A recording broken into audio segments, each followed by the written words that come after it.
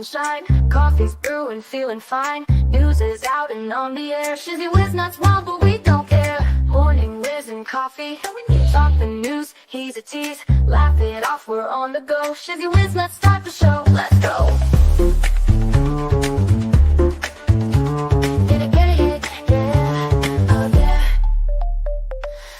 Spinning in the breeze, stupid jokes, he's such a tease. Sip the Java with a smile, pants are off but stay a while. Morning Whiz and Coffee, talk the news, he's a tease. Laugh it off, we're on the go. Shizzy Whiz, let's start the show, let's go.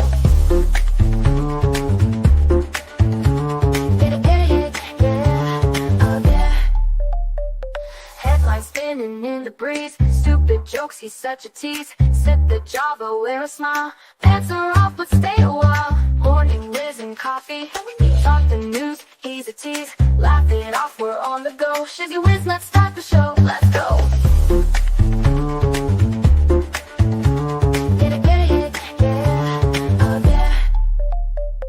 Serious is overrated, every day we're caffeinated. Talk the town but in a jest, Morning Whiz is always best.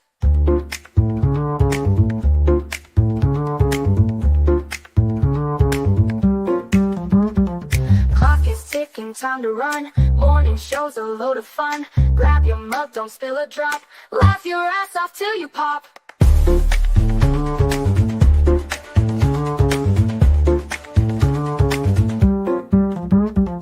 Clock is ticking, time to run. Morning show's a load of fun. Grab your mug, don't spill a drop. Laugh your ass off till you pop.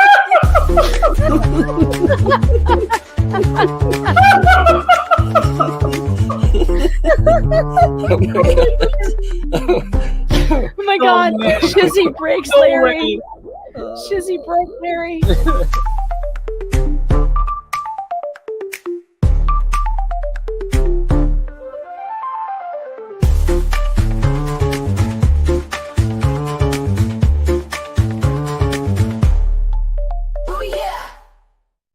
Good morning, everybody. I hope you're doing well this morning. Oh man, have we got a lot for you today. Jeez, the DNC is losing their mind. Total apocalyptic calamity. Delicious deserved mayhem unfolded at recent DNC summit outside of DC to elect its new leader, Simone Sanders, or Simon, or whatever their name is, former Kamala Lackey.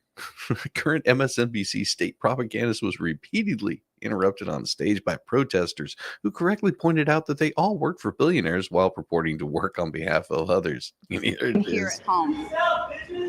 Okay. Party that the other, but I just my quick. Can you? Okay. Hello. Excuse me. Election cycle. You do not. These particular.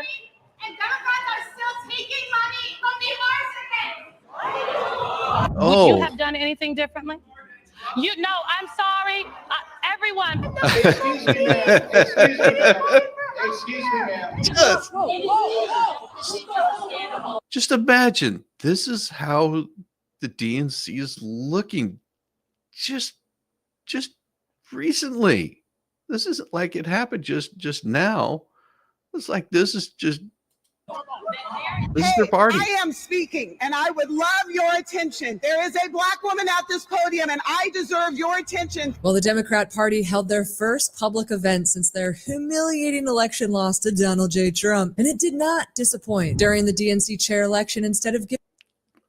It just goes on and on for a good 17 minutes. And this is also, we've got receipts. Giving an opening statement, this lady chose to do this. And we'll begin. This is at Audrey_receipts. Go check her out. She covered this really well. Just so you guys know. New member, Marcus King. Welcome, Marcus. Welcome. Becoming a new member. Let's get you one of them beautiful stars. Beautiful stars. It is crazy. DNC losing their mind. Right there. That's for you. Mm, mm, mm. Those beautiful memberships. I love it.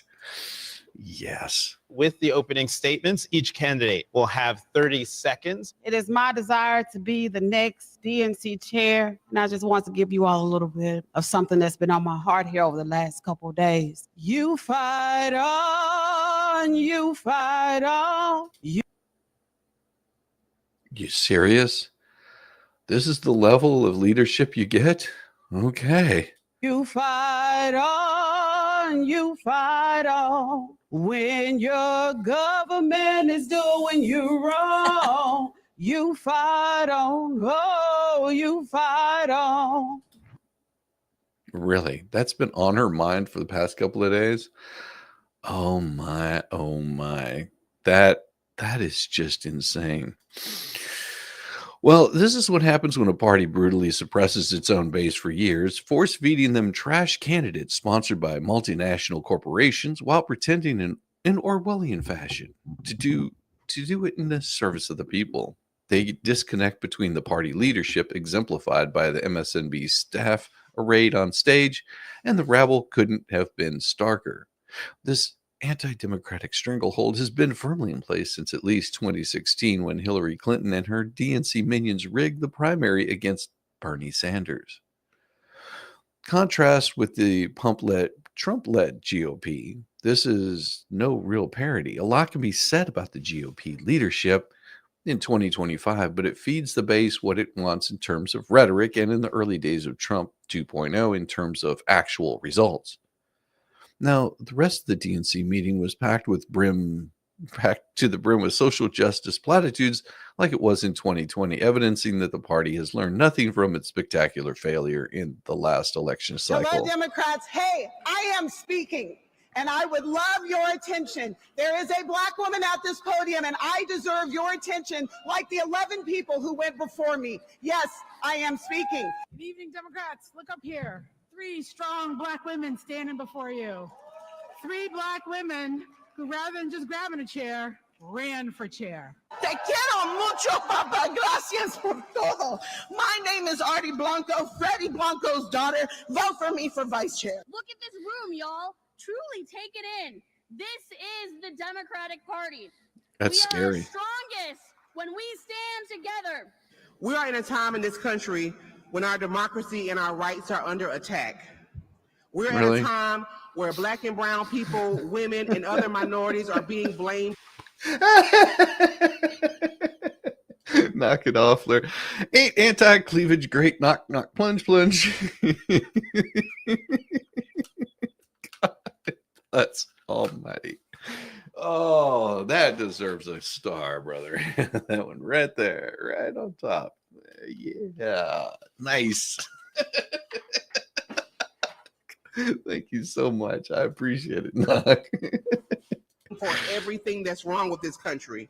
So let's fight together for a stronger and more inclusive Democratic Party. Good afternoon, DNC! 10 people. Let me say something. Over the last several days, we've seen what happens when we have the wrong people in powerful places. And so today, I ask for your support in electing me as your DNC vice chair, because in a time of crisis, leadership matters. My people are sick and tired of being sick and tired. We are sick and tired of being the last one hired and the first one fired. We are sick and tired. It's not true. And I've spent the last 15 years fighting for the American people, all 340 million of them. Work to do to organize, show up, and win. And that is why I'm asking the people who have stood with me in this ride, because you know the work that I do to protect the vote. Oh my God. The fruit of this whole spectacle, the newly elected DNC chair, is a real fruitcake. And today, Minnesota Democratic Farmer Labor Chair and Associate of State Democrat Chairs, President Ken Martin was elected as the new chair of the Democrat National Committee with overwhelming support from DNC members. On the first ballot in his acceptance speech, new elected chair Martin committed to holding the Trump administration accountable, uniting and charting a new path for the Democrat Party, and fighting for working families. The Democrat Party and the party of the working people, and it's time to roll up our sleeves and outcompete everywhere in every election, every level of government. And I look forward to working with this next generation of leadership to build a party to unite America, said DNC Chair Ken Martin. Today's elections mark a new chapter in DNC leadership, and Donald Trump and his billionaire allies are put on notice. We will hold them accountable for ripping off working families, and we will beat them at the ballot box. And here he is, championing Tim.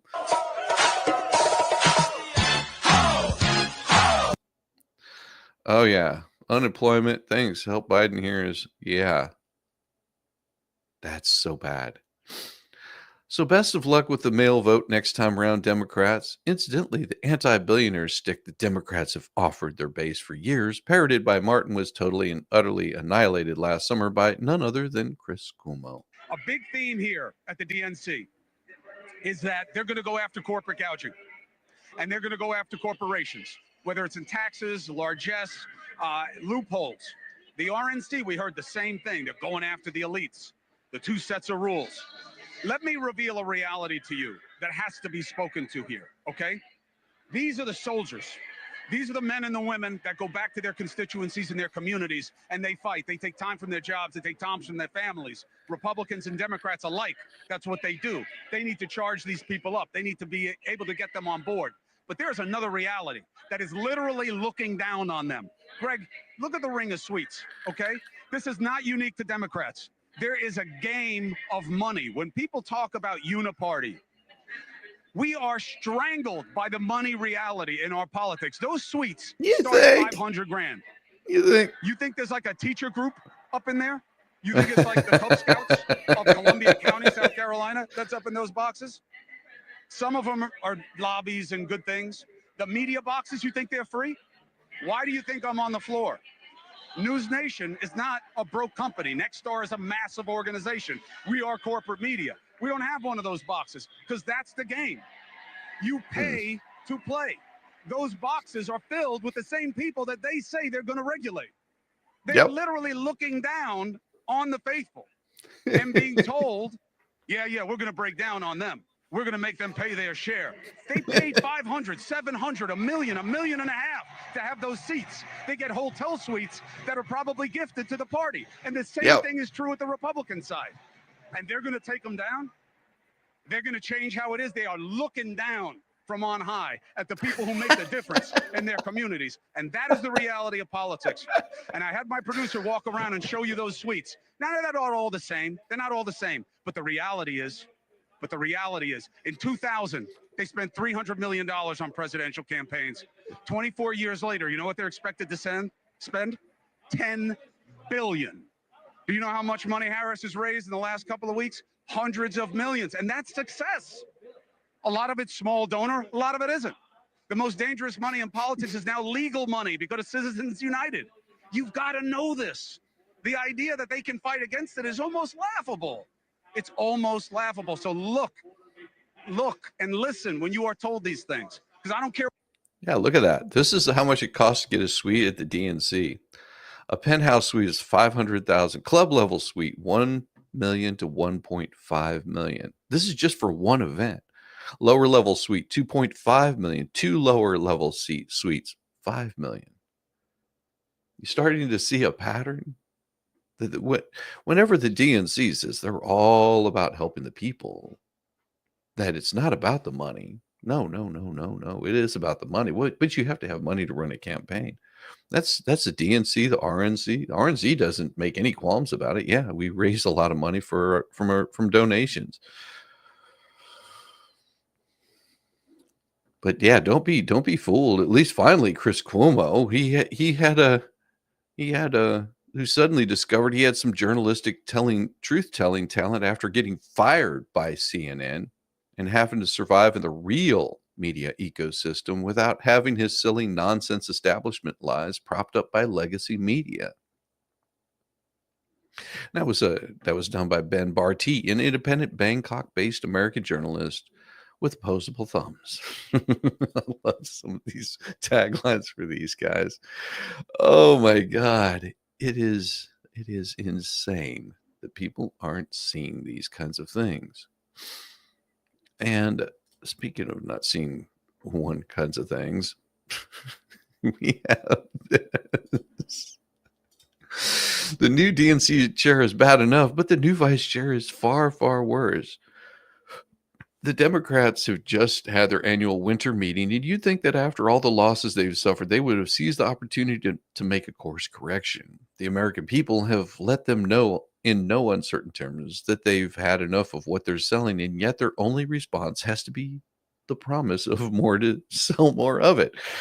On Saturday, they wrote here about the selection of far-left Trump hater Ken Martin as the new chair of the Democrat National Committee, but one DNC vice chair makes Martin look as if he walks around wearing a MAGA hat.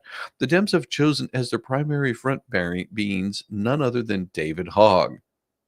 Yeah, that arrogant and self-infatuated young far leftist who shot fame in 2018 after being inside Marjorie Stoneman Douglas High School in Parkland, Florida, when a deranged former student deleted 17 people there. As Matt Margolis noted, Hogg is that kid who earned notoriety after the Parkland school shooting back in 2018, whose 15 minutes of fame expired years ago, but who just won't go away. Ever since the pew-pewing, Hogg has become a vocal and energetic advocate for disarming Americans in the face of rising crime and Democrat mayors who care little or nothing of the safety and well-being of their constituents. But Hogg isn't simply just with leaving Americans defenseless in an increasing dangerous environment. As Fox News had reported on Sunday, that Hogg has also said defund the police, not USPS, as well as abolish ICE. So in David Hogg perfect America, ordinary citizens wouldn't have guns, the police would be defunded and perhaps non-existent, and there would be no border security at all. David Hogg has also said the NRA needs to be designated as a terrorist organization for their role their supporters played in staging an insurrectionist coup. Now, David Hogg is 24 years old. He has little or no life experiences, only famous in the first place because he was at the scene of a crime. He clearly has no idea what real world is like and doesn't realize that if the people are disarmed, the police defunded, and the border open, society as he knows it would collapse entirely all around him. If he were a low-level employee somewhere pontificating to his colleagues at the office, they might regard him as an arrogant know-it-all, but essentially harmless. But instead, the Democrats have just given Hogg a massive platform to which spout his immature and unrealistic views. It's revealing Hogg may be a silly kid who doesn't realize how destructive the positions he advocates for really are. Okay, older Democrats. It's clear there are no wise ones must know, but many leading Democrats did retreat from the radical defund the police positions, not because they care about ordinary people, but because they saw that it was a losing issue. Yet there's Hogg, who has never retraced his position, giving this prominent position in the Democrat Party. Apparently, the Dems haven't walked back the defund the police imperative as thoroughly as they tried to lead people to believe during the 2024 campaign. Now, if David Hogg is one of the faces of the Democrat Party now, the party has clearly decided to embrace its lunatic fringe and go all the way down the rabbit hole with its green-haired constituency. Hogg himself clearly realized the implications of becoming vice chair. He said, if I've just been elected as vice chair of the DNC, I'm deeply grateful to the members for their trust and believe in me, and I don't take it lightly. Now it's time to get to work. Well, he also promised to help create a Democratic Party that is authentic, relatable, earns people's trust, and wins again. Yeah, that's going to happen. The American people will love the idea of being disarmed and defenseless as criminal migrants stream in by the millions. Hogg is ready to fight, unarmed and morally corrupt, but he is ready to fight and has memorized his tired leftist talking points. It's time we stop surrendering on offense and attack Donald Trump and every single Republican who's gutting our rights, attacking our workers, and rigging the system for wealthy and well-connected. But he doesn't understand that the DNC is wealthy and very, very well connected. That Soros money doesn't just go to the one party. He's another useful idiot. No more. Thank you for being a member for 3 months. Oh my gosh, I'm gonna have to get a whole new wrapper of stickers here. I'm running low on this one. There we go. That one's for you, brother. Right there. Gotcha. Good to see a big old buck. Yeah. Now, if David Hogg weren't well connected and endowed with the left's coveted victim status, his empty-headed post-teen wouldn't be vice chair of DNC today. The more he goes on the offense with his disastrous program, the more Americans will turn away from the Democrats. Says Ruby, a character in Bob Dylan's wonderful song, Brownsville Girl, Some Babies Never Learn. Carve that on the tombstone of the Democrat Party. And I do hope that they change course. You would want to see that they believe what they're saying. And it's one of those where it's the question becomes, so who won at the DNC? Who really won the elections? Because the dust barely settled from that. And for starters, Ken Martin, the straight white leader of the Minnesota DFL party, was elected the new DNC chairman. Upon his victory, Martin proclaimed, "We have one team, the Democrat Party. The fight is our values. The fight is for working people. The fight right now is against Donald Trump and the billionaires who bought this country." And George Soros couldn't be reached for comment, of course.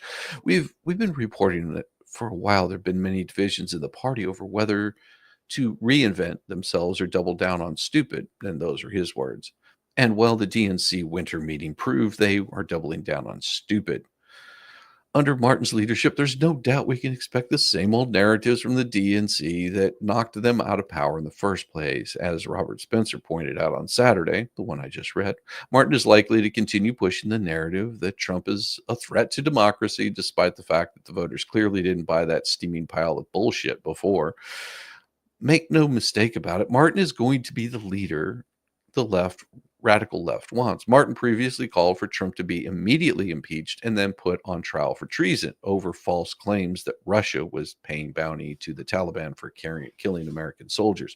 Why would that have justified impeachment and being tried for treason, you ask? Because according to Martin, Trump was in cahoots with Russia. They helped him steal the 2016 election after all. So yeah, the DNC elected a man who wanted Trump impeached and tried for treason based on a false story and justified it based on a debunked hoax. But Martin's election was hardly the only thing that bodes terrible for Democrats. Candidate speeches appear to be overwhelmingly dominated by the themes of race, gender, and sexuality rather than the pressing issues that are facing the American public. One classic moment was when the outgoing chair, Jamie Harrison, stumbled through an explanation of the rules surrounding gender balance on their election process.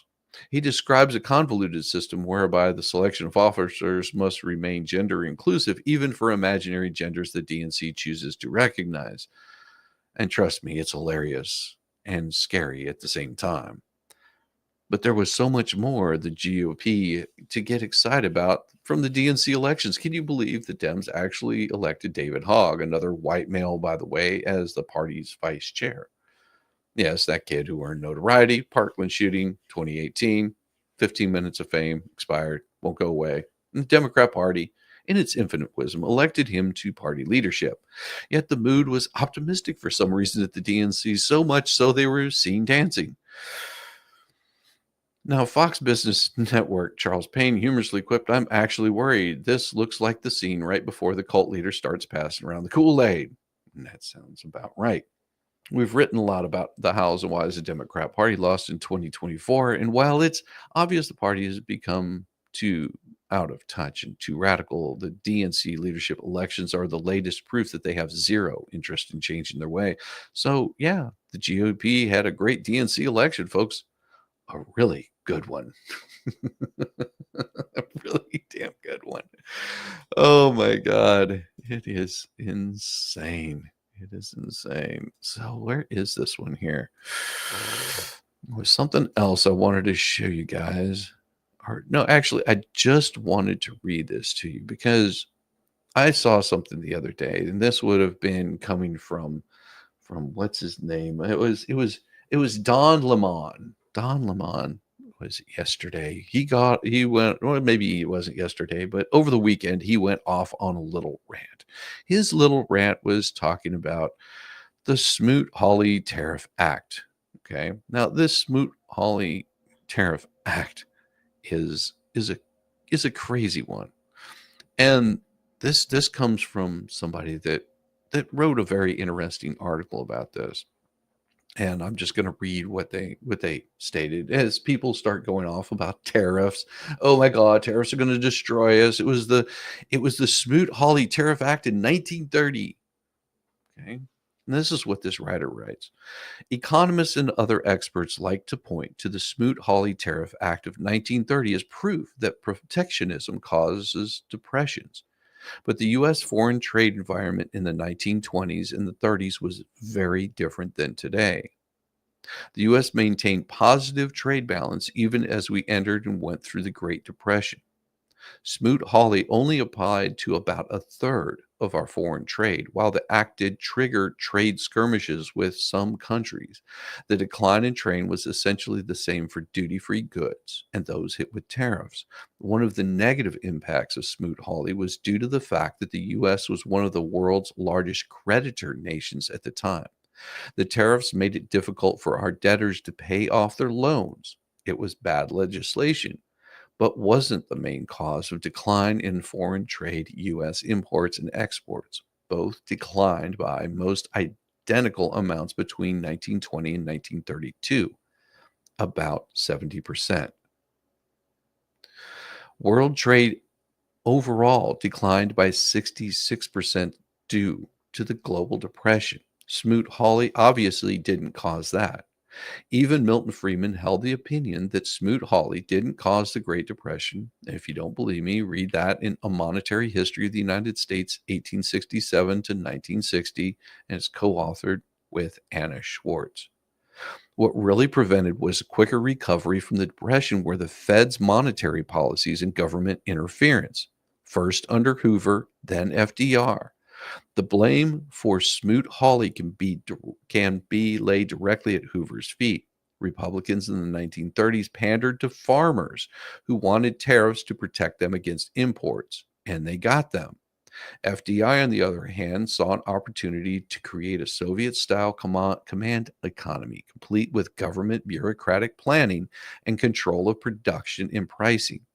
Rather than let deflation run its course, which might have helped those life savings that had been lost, FDR imposed draconian measures that included imprisoning violators for changing less than the government-approved prices specified for goods or services.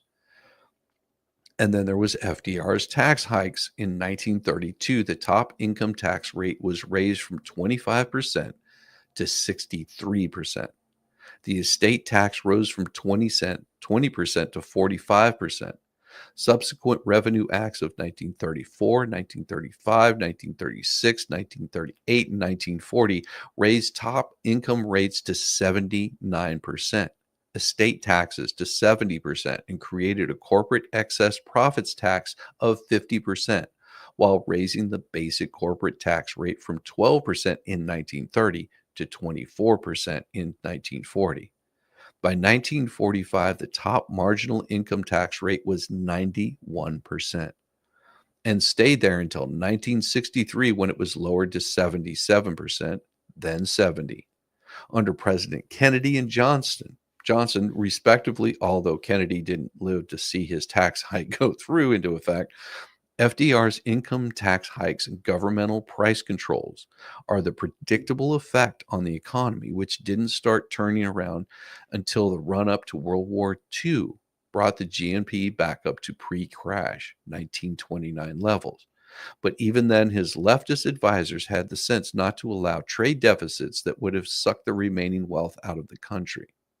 The total U.S. trade balance in goods and services, too, but goods are a better indicator of industrial activity, remained in surplus from 1900 to 1970, even through the Depression.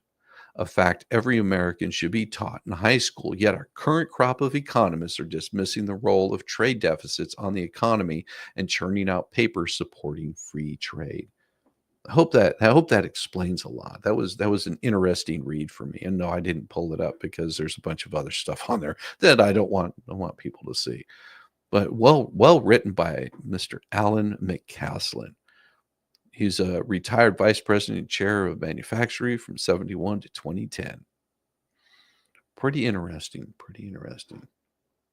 Good morning. Did you see Ukraine's president video? Over 100 billion never made it to Ukraine. Who stole it? The oligarchs in Ukraine. We know that. That money was also sent back to the RNC, the DNC.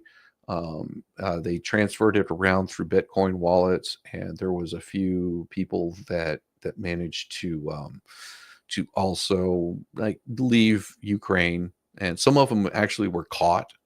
These were people that were in leadership roles that were in charge of having the money. There was quite a few of those. The news liked to bury those as they were coming out. We read some of those stories at the very beginning of the Ukraine war, if I'm not mistaken. Yeah. Well, about people that were bailing out of Ukraine and being busted with hundreds of, well, tens of millions of dollars trying to smuggle the money through the Europe, the EU and things like that, euros. Yeah. There's plenty of money that went to the Bidens. There's a reason why they like to keep that very, very quiet. And this next video is going to go to show something here. I hope you find this really interesting. This is J.D. Vance on a Senate Commerce Committee holding a hearing on the FAA's NOTAM system failure. Here we go. If there's a pilot who is offended by the word wife or the word cockpit, maybe that person shouldn't be a pilot. So rather than kowtowing to people who are fragile, maybe we should actually say, if you're so worried about the words that we are using, you shouldn't be flying, multi-ton metal engines through the sky. Hey guys, welcome to Political Brawl News. This is Matt Miller. Watch this disturbing. Go check out Matt Miller. Good people. He pulled this up, and all kudos goes to him for this one. Exchange with then Senator J.D. Vance questioning Biden's FAA administrator about their new inclusive language initiative. This is now more relevant than it's ever been before, and it's hard to watch, but watch it right here. I want to ask, did the FAA issue a 176-page guidance document changing notices to airmen to notices of air mission in December of 2021? We did. This was in part to avoid using the gender term airman, correct? Yes, sir, I believe so. Okay. On November 10th, 2021, the FAA held an inclusive language summit. Are you familiar with this effort? I am familiar with it. Okay. During the summit, which had a solicitation published in the Federal Register, Deputy Administrator Mims stated that when we use terms like airmen or unmanned aircraft, sorry, I'm laughing because this has to be a joke, we're sending a message that only men belong in the aerospace community. Do you agree with that statement? Well, Senator, what I could say is that having been a pilot for 42 years and seeing the evolution of our aerospace industry, I started out in helicopters and have flown as a captain in big jet liners. Sure. Not everyone is a pilot today. We have drones, we have spacecraft, And so I do believe going to notices to air missions is absolutely the right thing to do. It is an accurate reflection of where our aerospace system is today. Fully supportive of that. And none of that, by the way, detracts from our mission, which is the safety of our airspace. And that will always be our North Star. I think the point of is if it makes sense for some aviation reason, that's fine. If it makes sense purely to avoid gendered language, it seems like an unnecessary preoccupation with the words that you're using and that we're using rather than the work that we're doing. I want to just ask a couple of additional questions about this summit. The public notice for the meeting stated, if any individual employer, contractor, or industry partner feels excluded or marginalized because of language or words, the work of the agency suffers. Do you agree that the feelings of FAA employees about language are this important? What I agree is that as we seek to attract the next generation of people into aerospace, mostly they won't look like the people sitting in this room. And so it's our ability to say, how do we bring tomorrow into today, into an industry that is evolving right before our eyes? So our ability to find inclusive ways of reaching underrepresented groups is a right path to be on. Okay, I'd ask unanimous consent to enter into the record the Drone Advisory Committee public ebook. I have it right here. This document uses the term wife as an example of the type of language that we need to eliminate. Is that something you support? I'm sorry, could you restate the question? I'm sorry, sir. Yeah, I just said, so I'm asking unanimous consent, first of all, to enter this into the record, but it explains that wife, the word wife, is an example of the type of language that we need to eliminate. And I'm just asking if that's something you think is necessary or something you support. I'd have to give that one some more thought. Well, what? I would hope that the word wife is not something that we, or is something that we can all agree is a reasonable vocabulary word that most Americans use in their daily life. It's not something that we need to eliminate. No. I don't have much time here, so it would just ask here, at the same summit, during a panel called How the FAA is Pushing Gender Language Boundaries, a panelist stated that FAA leadership brought us to where we are here today. We see the recommendations from the committee as a foundation, but it's also just the beginning of the conversation. It strikes me that preoccupying ourselves so much with the words that we use rather than the work that we do, especially as our infrastructure appears to be crumbling and we've had major flight outages the last couple of years, is at best a distraction and at worst a thing that takes attention away from focusing on the real problems. I worry, especially I represent the people of Ohio, and I'm very confident that the majority of Ohioans, if there's a pilot who is offended by the word wife or the word cockpit, maybe that person shouldn't be a pilot. So rather than kowtowing to people who are fragile, maybe we should actually say, if you're so worried about the words that we are using, you shouldn't be flying, multi-ton metal engines through the sky. And I just ask all of us to maybe try to focus as much on real problems, like the fact that our aviation system seems to not be working as well as it used to, than the fact that we may use uninclusive or under-inclusive language. Thank you, Mr. Nolan. I appreciate it. Ben says he was. It's amazing. Good catch by Political Brawl, and I'll put up his link in there because it was an interesting piece to me that these folks are more worried about the language of it. And I'm gonna link this up in here. Give me just a second. Open a new tab. I want to make sure that this gets linked in there. This has his channel. There we go. Copy that. And I'm going to throw that up into the, where'd it go? I done lost it. I'm losing it.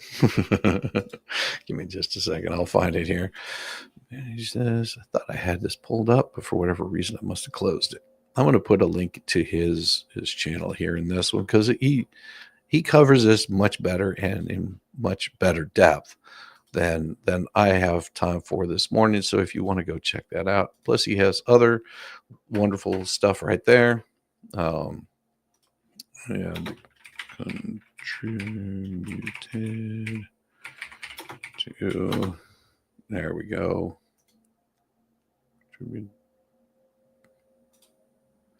I can't spell. What can I? I think that's right. We need to go check out his story. Check out his story. And I'll put a link to it up there. Right there. And this is the one right here. And I'll put a link up there so that way you guys can go check that out at some point in time. Very interesting story. There we go. So that's been posted in there. There's a link to his stuff. It's up in the description of the page. Really solid guy. And the reason I bring that up is because there's right here in this latest news article. Let me see if I can find it because I've got so many tabs up here. Is because of this right here. Everyone knew DEI would cause a crash. In the wake of the tragic air disaster near DC, the consequences of prioritizing diversity, equity, and inclusion over qualifications in hiring at the FAA have come under scrutiny, much to the chagrin of the radical left. Whether they like it or not, it's past time for us to acknowledge the deadly consequences of prioritizing diversity over merit, and that we were warned that this tragedy was inevitable. President Donald Trump weighed in the issue Thursday, vehemently criticized the policies of the Obama and Biden administrations, which he noted prioritized diversity, equity, inclusion measures over safety. Democrats had a hissy fit and predictably accused him of exploiting a tragic event for political gain. However, the facts surrounding the incident reveal alarming staffing shortages within the FAA.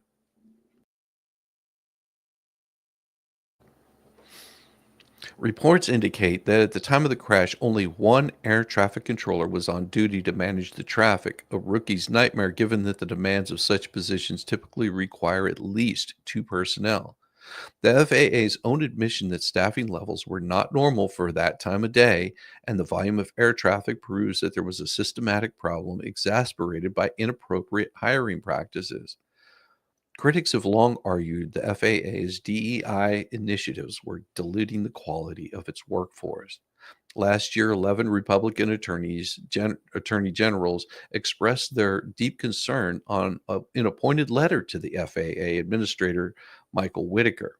They questioned the agency's dedication to safety and suggested that its focus on diversity initiatives have overshadowed the importance of expertise.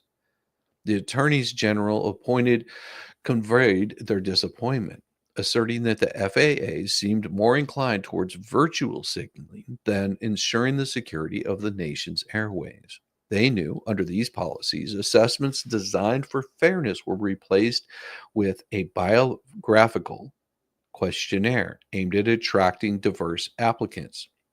Sidelining many highly qualified candidates, reports reveal that thousands of top performing individuals were turned away because they did not meet certain demographic criteria. One such example is Andrew Brigida, an aspiring air traffic controller who told The Telegraph that the FAA denied him a job because of its obsession with meeting diversity targets. According to Brigida, it was only a matter of time before an accident happened because of these policies. Brigida scored a perfect 100 on his training exam, yet the FAA turned down his application because he didn't fit the preferred ethnic profile. He is now part of a class action lawsuit against the FAA that highlights how years of diversity-focused hiring practices have inevitably compromised the agency's ability to recruit the best candidates. It was only a matter of time before an accident happened, he said. The diversity initiatives began during the Obama administration, but the FAA met attempts to rectify the situation during Trump's presidency with resistance. The Biden administration inevitably brought the Obama-era DEI policies back.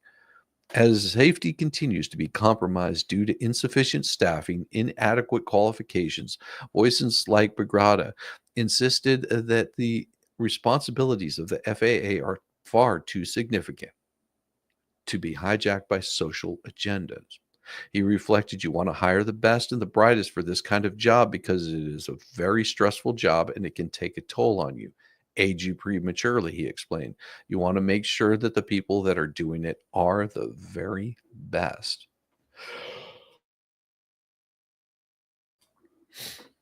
The warning signs have been there for years. A New York Times investigation from August of 2023 raised alarm bells over the troubling surge in near collisions at U.S. airports. So far in 2023, close calls involving commercial airlines have been happening on average multiple times a week. The New York Times analysis of the internal FAA records found there were 46 close calls involving commercial airlines in July 2023 alone. With increasing incidents of near misses and a call for accountability, it's clear that decisions rooted in wokeness threaten the integrity and safety of Americans' aviation systems. The warnings have been there for years, but hopefully, diversity, equity, inclusion's biggest proponents will now recognize that they were effing wrong. Will they? I doubt it. I doubt it. They'll just continue to put people's lives at risk and then claim that it was all Trump's fault. I mean, why not? Why not? That would be interesting that they would think that it's all Trump's fault. But as this next story tells us, the complete New York Times shock poll reveals the complete collapse of the Democrat Party. Happens a lot. You'll hear about a new movie or TV show with really cool, totally original premise, but alas, the writers and actors fumbled the football in execution. The first few minutes are promising, but you quickly realize that the script's premise far exceeds the participants' talents. It's frustrating and annoying. An example of this is the 1995 supernatural thriller The Prophecy, starring Christopher Walken and Viggo Mortensen. Yeah, I'm not going to show the 78-second original trailer. The film has its moment, actually spawned a ridiculous number of straight-to-video sequels, but I can't recommend it. Way too much silliness and nonsensical writing, but there's absolutely a brilliant line of dialogue in the very beginning. Some people lose their faith because heaven shows them too little, but how many people lose their faith because heaven showed them too much?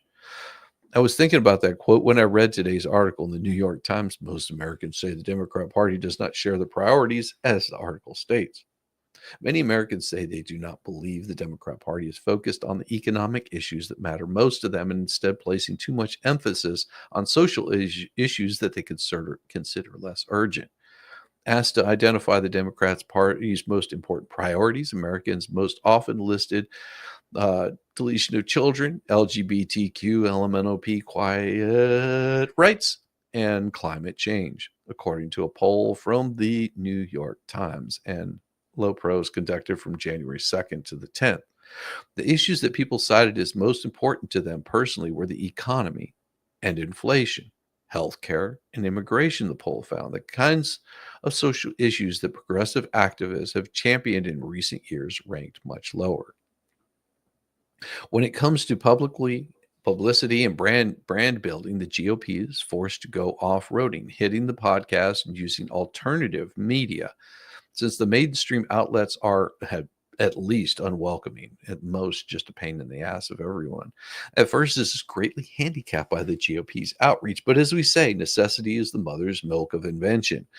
The Republicans adapted and evolved. They learned how to streamline their message, master the social media game, and claim an ownership stake in emerging non-traditional outlets. And now we're better at it. Meanwhile, the Democrats have always had an embarrassment of riches. They didn't have to streamline anything. They controlled broadcast television, the daily papers, all the syndicated news services. And there's no need to streamline when you've been given unlimited real estate.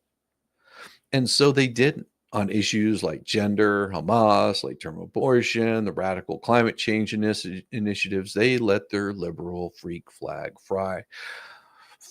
They kept circling further and further to the left.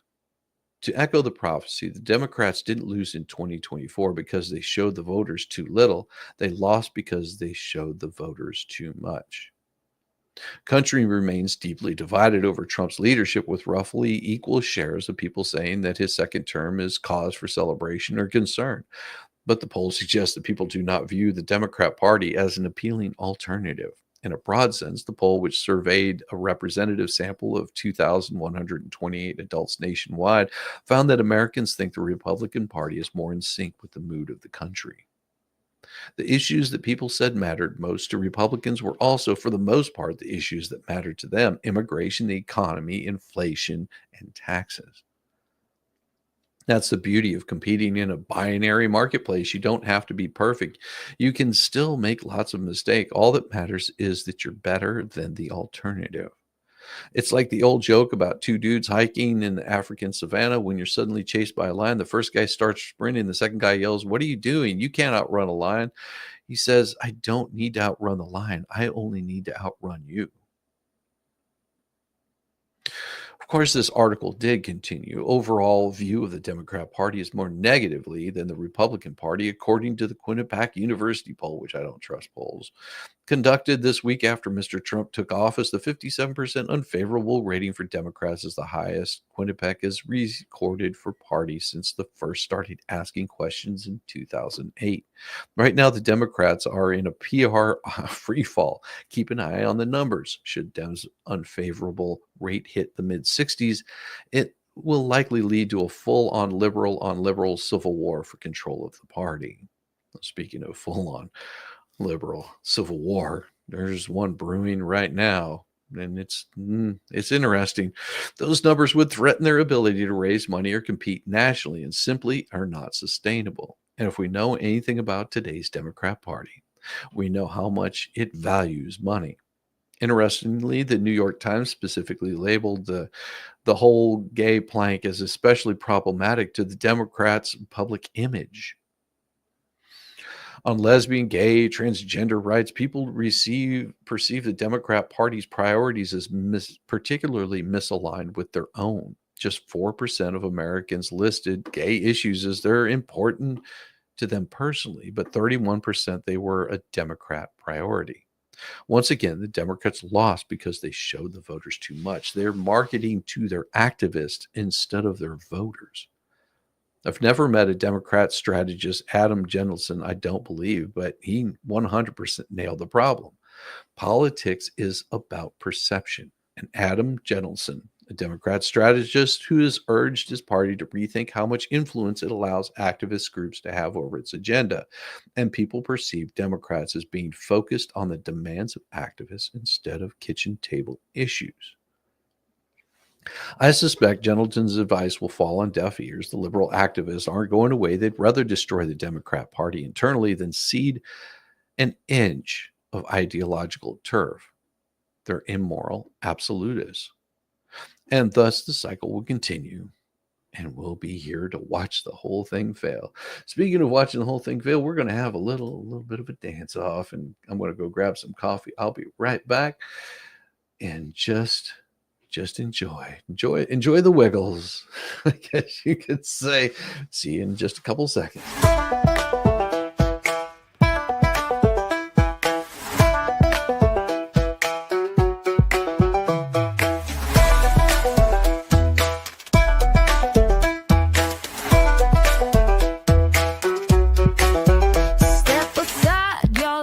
Time to shine.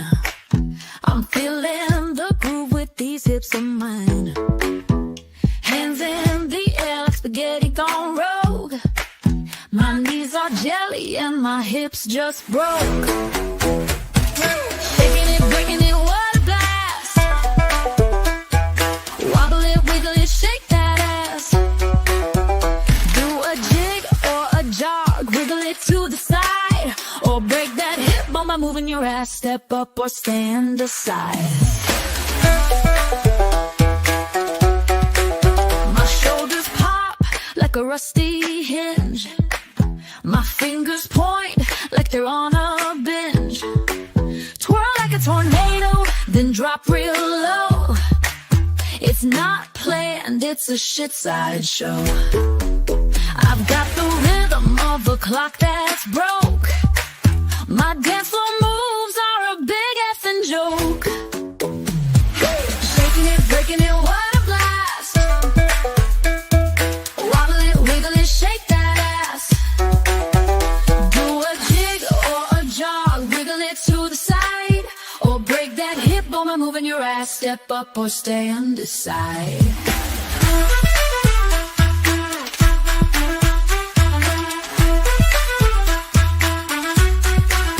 Rig like a lava lamp, mesmerizing glow. You can't help but watch me steal the show. I summon the shake, the shimmy, the twist, a mix of genius and a big old fist. You're drawn in close, your feet start to twitch, feeling the groove like a broke-ass bitch. Yeah! Shaking it, breaking it, what a blast. Wobble it, wiggle it, shake that ass. Do a jig or a jog, wiggle it to the side, or break that hip bone by moving your ass. Step up or stand aside. Now we're all in the shake, no need to be shy. Move like spaghetti and reach for the sky. We'll dance like we're cursed, laugh till we're sore. Chizzy whiz nut reigns forevermore. So join the dance, let your weirdness unfurl. We're shaking ass, not a care in the world.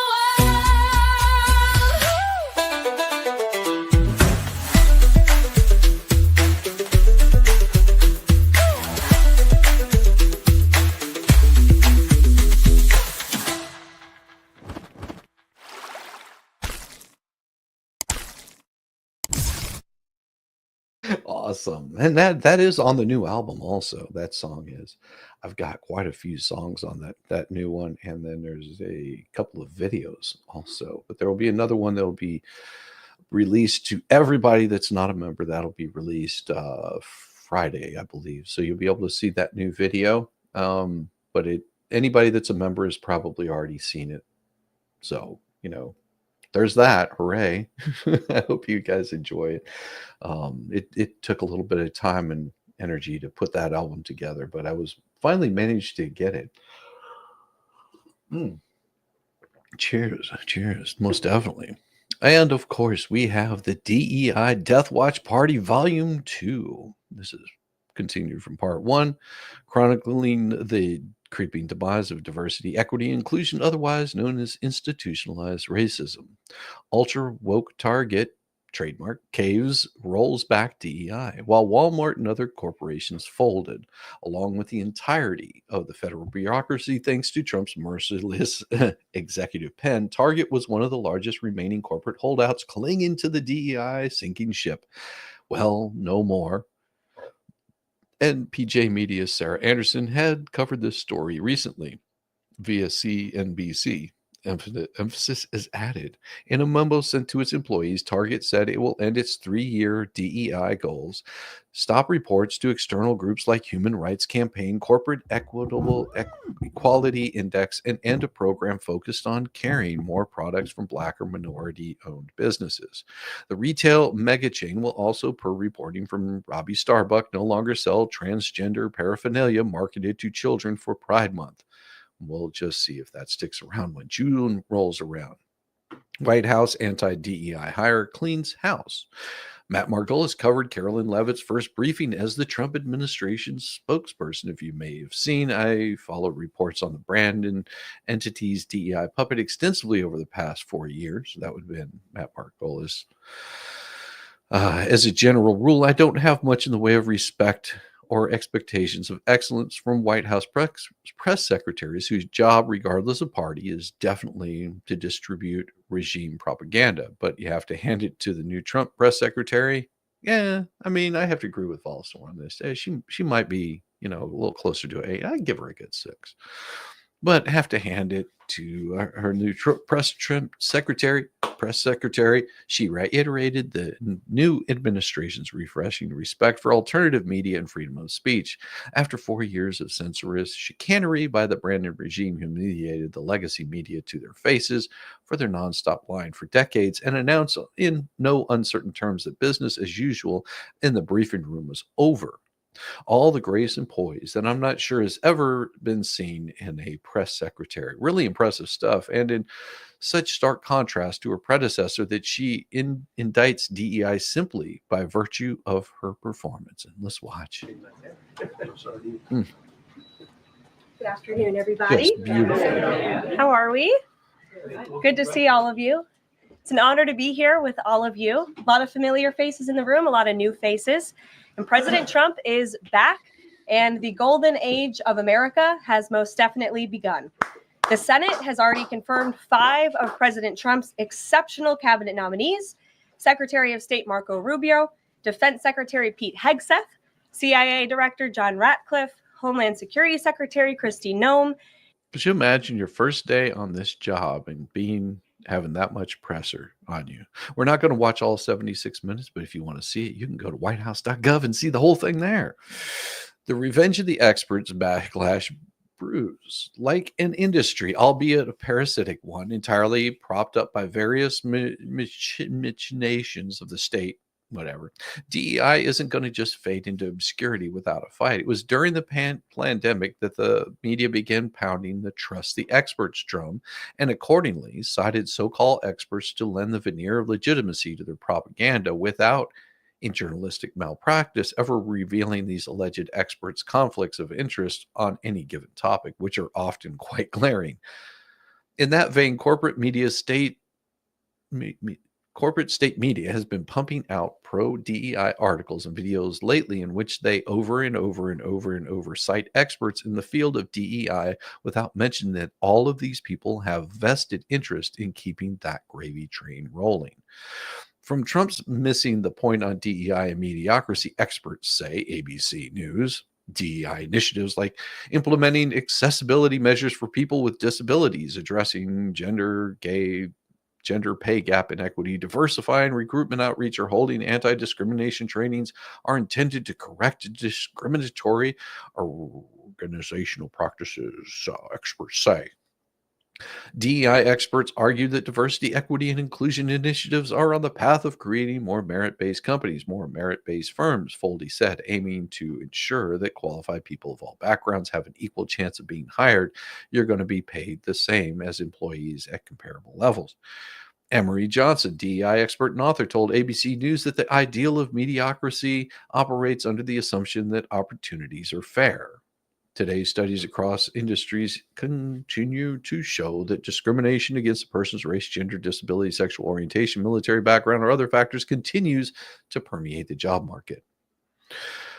How's that for hustle? You conjure an industry out of thin air, declare yourself an expert in it, and with a made-up accreditation, and then allegedly respectable news media will simply parrot your talking points as if they were authoritative.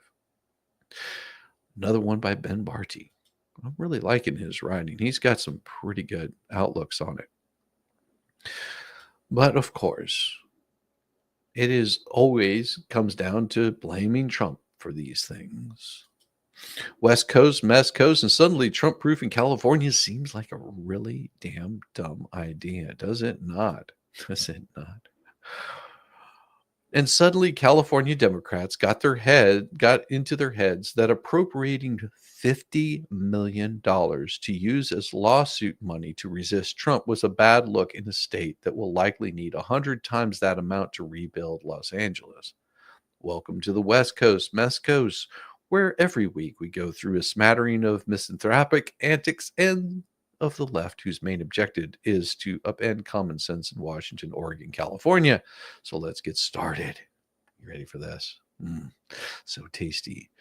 Well, if you're new here, and if you are, welcome. You probably know that Governor Gavin Newsom, Attorney General Rob Bonta, and his predecessor, Xavier Becerra, spent millions of taxpayer dollars to bring more than 140 lawsuits against the first Trump administration. And that was in Resistance 1.0. Democrats in the supermajority-led legislature were fixing to do it again by setting up a $50 million legal kitty to bankroll whatever other creative lawfare they could come up with for Trump 2.0. Newsom called it Trump-proofing California, hoping that any legal victory against the little German with the funny mustache would help propel his 2028 presidential candidacy. The legal fund passed the Senate, and then it was up to the Assembly to ratify before sending it to Newsom's desk, and then, well, nothing. After major backlash from Californians and lawmakers on both sides of the aisle, the Assembly walked back a vote on Newsom's $50 million slush fund to sue Trump. Our colleague Ed Morrissey over at Hot Air characterizes the pause. Surprise. The biggest shock is that it took these geniuses 20 full days to realize that Trump would be the one person who would dictate the terms of federal aid they desperately needed to keep voters mollified enough to prevent them from punishing the party that ran California into the ground. Not to mention, it may have finally occurred to them how self-obsessed Sacramento Democrats looked while going out of their way to spend $50 million on their orange man bad obsession while tens of thousands of Californians watched their homes go up in flames. Now, last week, he called for a special master to be in charge of all government monies for rebuilding Los Angeles. That report had to be put on the back burner for a few days because of his latest bout of the flu, day 13. Ooh, sorry to hear that. President Trump's special envoy, Rick Grinnell, said he'd help find the appropriate special master to disperse the federal funds, but he's currently off to Venezuela to have a chat with Nicolas Maduro.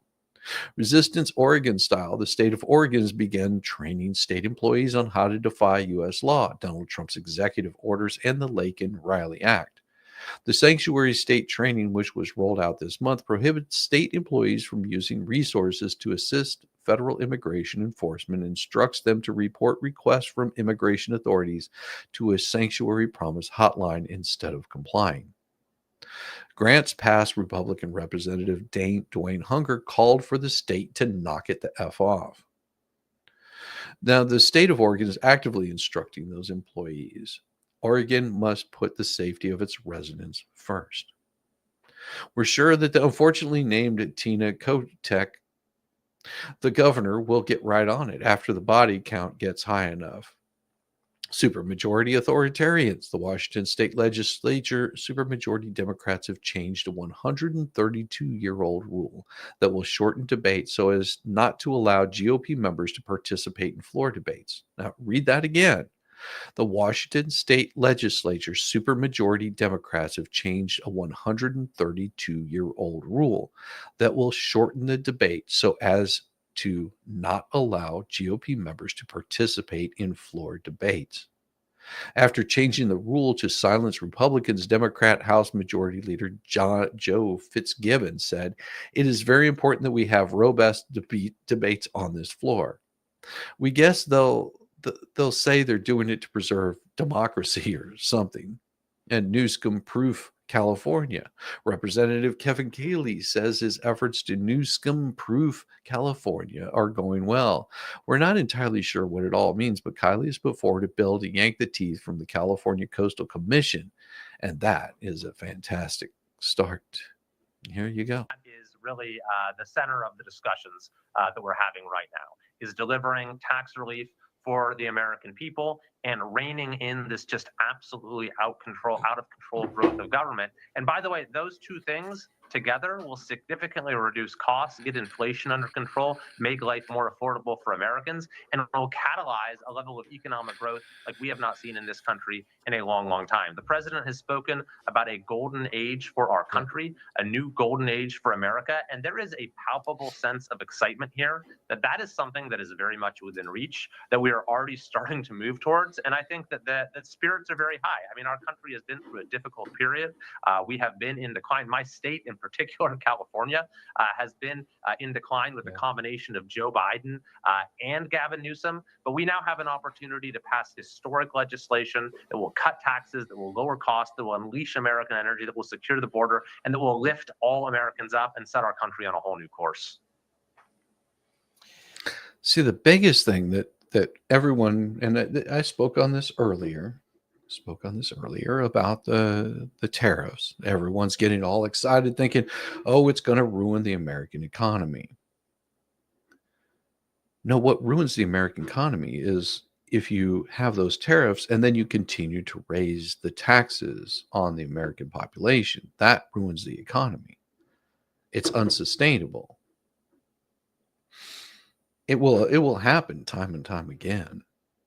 I mean, this is something that if you can raise that money other ways, cut government spending, then America prospers. You start producing more homegrown goods and using more homegrown goods.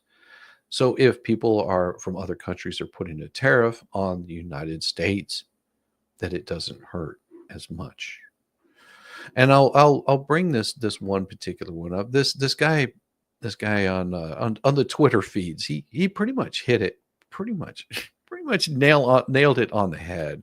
And I want to show that to you really quick because it was something I saw yesterday. I was like, God, this guy is pretty damn solid and funny too. So he's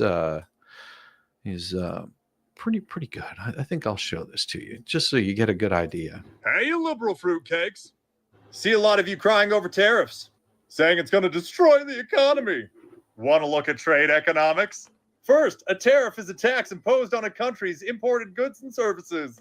The United States only imports 15% of goods and services internationally. The rest is domestic. Now, a lot of you are concerned about what's happening with Canada and Mexico. Well, you remember that 15% I talked about? Canada and Mexico only produce 5% of that. That means between both of them, they only produce 5% of the United States GDP. So guess what? This trade war is going to turn both of those places into a third world country, although Mexico already is one. Now, the reality is we don't want that. But the United States is tired of being taken advantage of by the countries who are refusing to pay their fair share. And we all know you guys want fair share. And tariffs are a way of achieving that. Now, let's look at Canada. 20% of the GDP of Canada comes from the United States trade agreements. And 75% of their trade happens with the United States. Now, that means if prices go up because of imported goods from Canada, Americans are going to refuse to buy them. Meaning, Canada's not going to make any money. And as we're 75% of their trade, that's going to be detrimental to their economy. And Mexico doesn't even remotely have a leg to stand on, with 40% of their GDP tied into American export. Now, I know you're going to say that Canada's threatened to turn off power to Americans. Well, we'll just raise the tariff. They're not going to turn it off. Do you know why? Because Canada's utilities is $55 billion in debt, which means they can't afford to turn off the United States' power. Now, you're going to say that other countries are going to stop trading with America. Well, they only make up 10% of the GDP of the United States. And we'll just pull funding from NATO because we fund 75% of that, which means all of them would have to cut their social services, like Canada paying reparations rather than investing in their own military, which they didn't. They spend more money on social services than investing in their own military. The reality is tariffs are good when coupled with tax cuts for the United States. Yes, it will be inflationary. The numbers that we're seeing are about 0.5%. But coupled with the elimination of income tax, it would be negligible to the United States. So stop crying. Tariffs provide leverage. And America is going to put America first. We're going to be fine. Stop your fear-mongering. If you like my content, please like, share, and follow. Have a good day.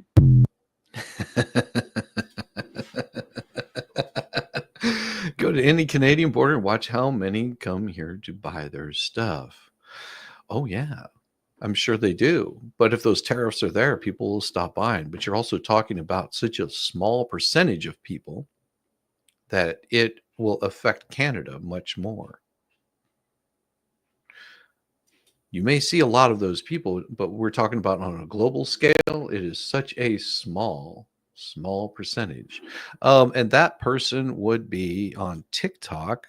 Their name, hold on just a second. Their name is The Moderate Reviewer on TikTok, at The Moderate Reviewer. That's the name that I see.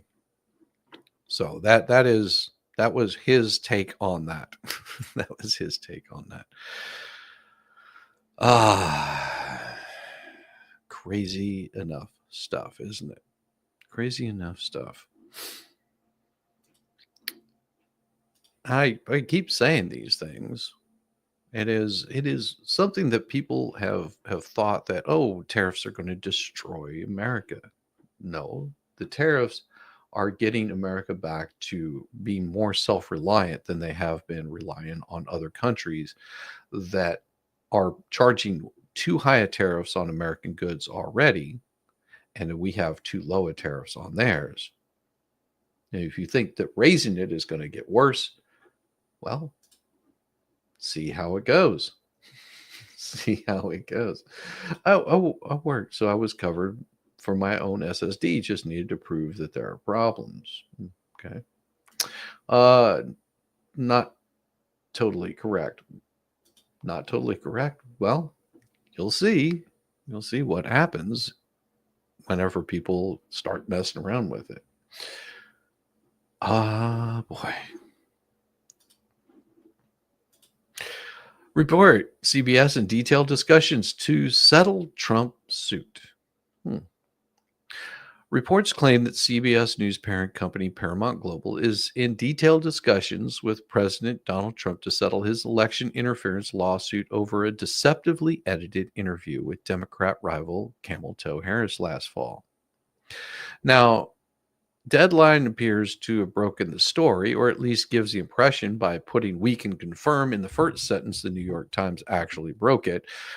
The Deadline report also frames the story to give the impression that CBS News did nothing wrong, that Trump abused a Texas law to get his way, and that Paramount Global is merely trying to win Trump's favor due to regulatory concerns. Before even getting into the facts of the case, Deadline's Ted Johnson and Dominic Patton wrote any settlement would be a highly conciliatory gesture to Trump. He was not even part of the 60 Minutes piece, but he sued the network for $10 billion under Texas Deceptive Trade Practices Act, which is generally aimed at false advertising. Well, let's take a look at the videotape, as Gen X and boomers used to say. Let's see. But it seems that Prime Minister Netanyahu is not listening. Well, Bill, the work that we have done has resulted in a number of movements in that region by Israel that were very much prompted by or a result of many things, including our advocacy for what needs to happen in the region. But it seems that Prime Minister Netanyahu is not listening. We're not going to stop pursuing what is necessary for the United States to be clear about where we stand on the need for this war to end. Big difference in the response, was it not? Now, there is some truth to Paramount's regulatory concerns, but it's also true that 60 Minutes put Harris in the best possible light, eliminating the infamous word salads that had become a running joke. Arguably, Harris has a well-earned reputation for avoiding the press. Even supporters of the Democrat candidate for president, Camel Toe, have complained that current vice president remains a mystery to broad swaths of the country, is how Vanity Fair put it on the eve of 60 Minutes broadcast.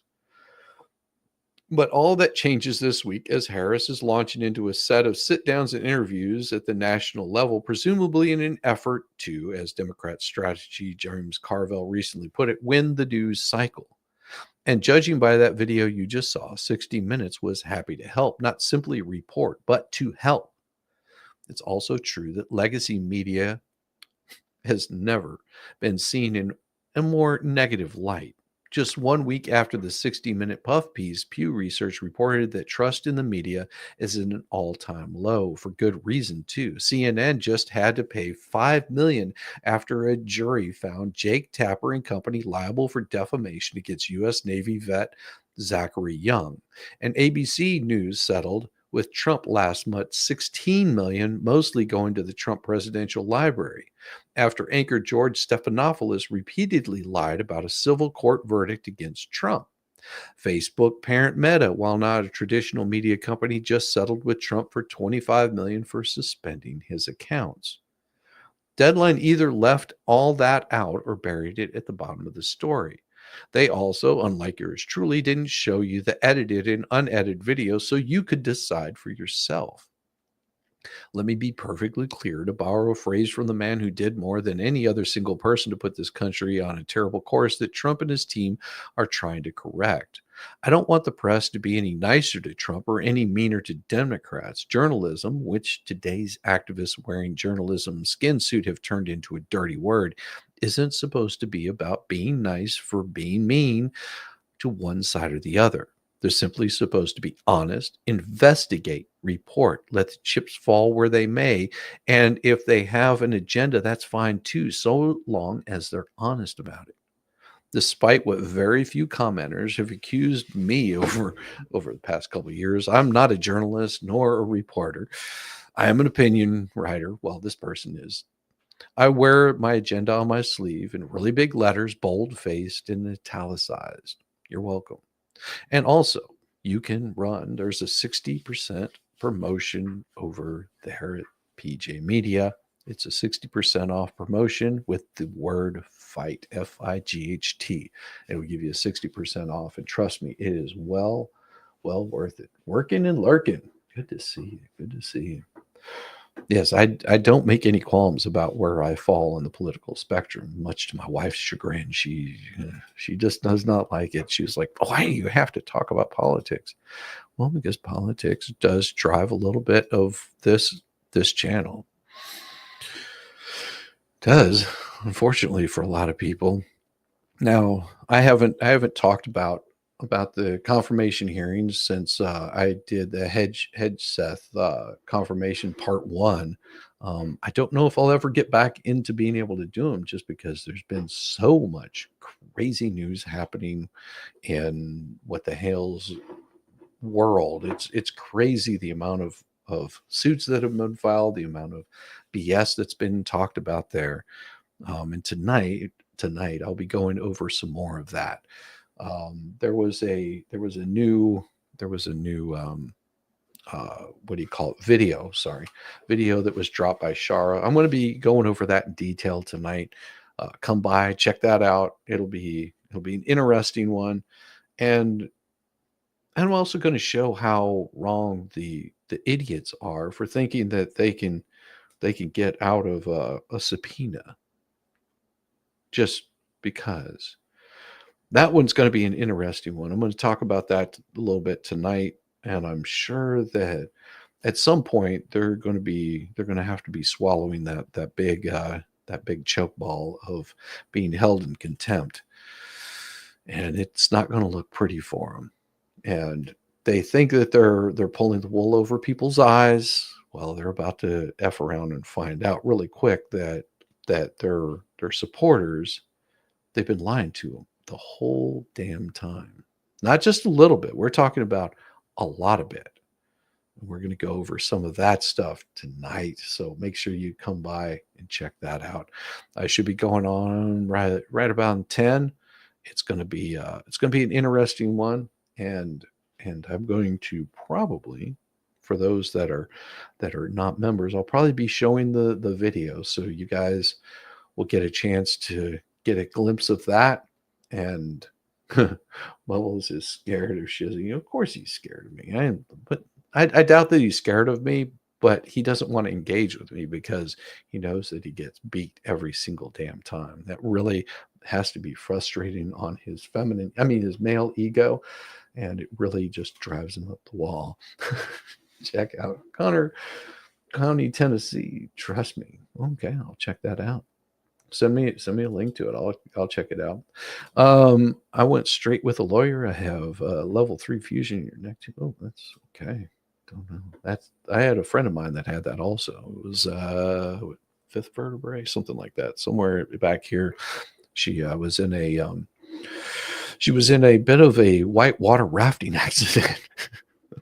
Interesting story. I'll tell you, very interesting story. I'll maybe tell that at some time. She messed that up pretty bad, but she's all better now. She had to have that fused, and so I will say today, make sure come by tonight, 10 o'clock. I'll be going over another story that is sure to drive you a little bit insane listening to it.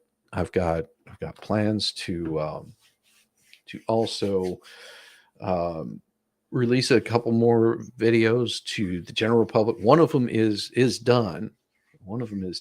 And the new album has already dropped. It is out. If you go to my main page, you'll see that I have a new album out there. It's called Greenbacks and Grift Cash. And sorry, you're going to love it.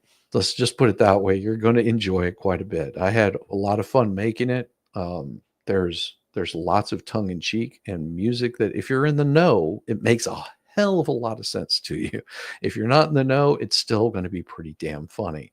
The lyrics took a little while to put together, and some of the music you hear on the morning streams, some of it you hear on the evening streams, but all of it seems to be there. And then I'm working on three albums right now. I've got 3 of them in the making. It's just putting the music together for them. And those right there, because I'm changing my distributor, those will be a little bit delayed in putting those out. I should have those out for the beginning of summer, which should hit some different styles and types of music that I hope you find enjoyable. If you in the know, no. Yeah, trust me, they're definitely fun. And I think it's track 10. I'm going to play that one for you guys today because I find it so much fun. Because last night I played this for everyone behind the closed doors. Before the stream started, I played it for them, and people were just like, "What in the hell is this?" And then once they heard the song, they were just like, "Oh my gosh, this is too damn funny." So give me a second. I'm going to pull this one up. Let you guys hear it. And then of course, I'll show you what the album cover looks like and everything. Give me just a second. So here it is. This is called Pickles Paradise. Enjoy this. And then we'll be ending today. Here we go.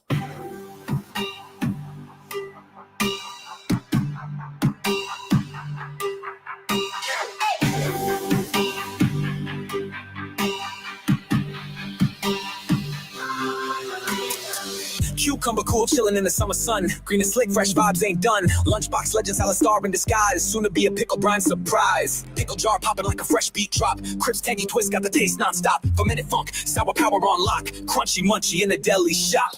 Cucumber to pickle, transformation slick. From garden to jar, making taste buds tick. Sour, sweet, dill or garlic mix. Pickle life, the flavor's never fixed. Cucumber crew rolling deep, stay green. Garden squad goals fresh and clean. Harvest time, hustle, farmer flex routine. To the brine, dive into that scene. Bread and butter, kosher, dill thrills. Spears, chips, and all kinds of frills. Sandwich sides, burger, buddy, chills. Pickle lovers know the deal, no frills. From the vine to the brine, life cycle rewind. Cucumber pickle taste buds find. Joy in every bite, flavor intertwined. Green dream come true, culinary design.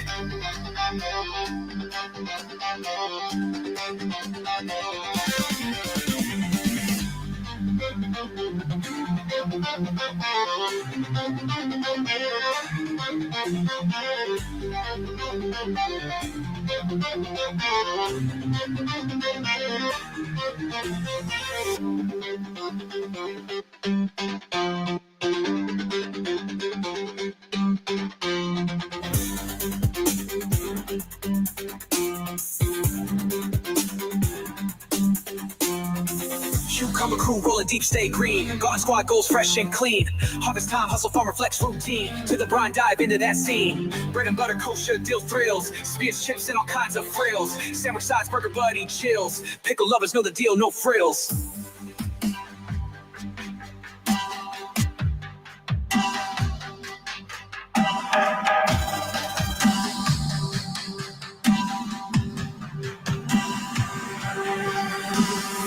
From the vine to the brine, life cycle rewind. Cucumber pickle taste buds find. Joy in every bite, flavor intertwined. Green dream come true, culinary design. Bless your heart.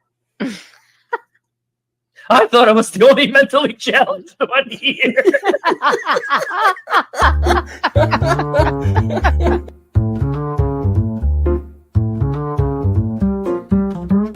Get it, yeah, oh yeah.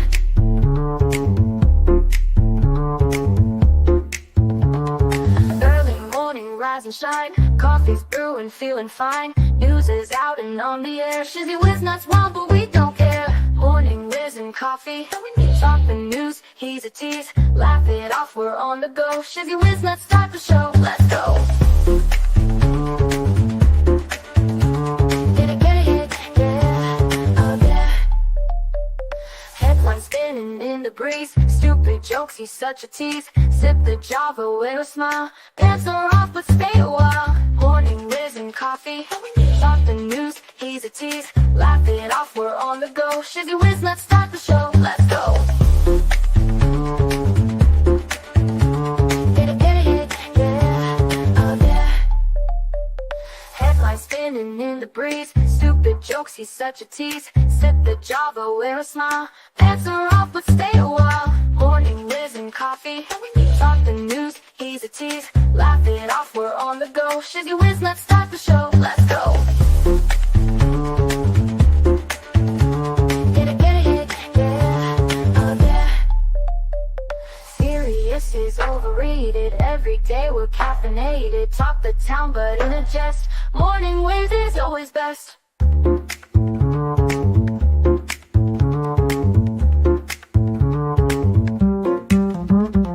Clock is ticking, time to run. Morning show's a load of fun. Grab your mug, don't spill a drop. Laugh your ass off till you pop.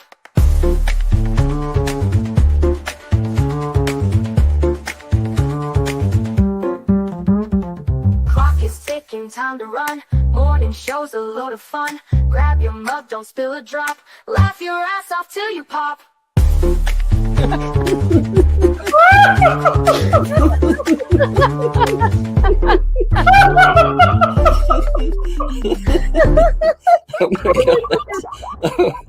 Oh my god, Shizzy breaks Larry.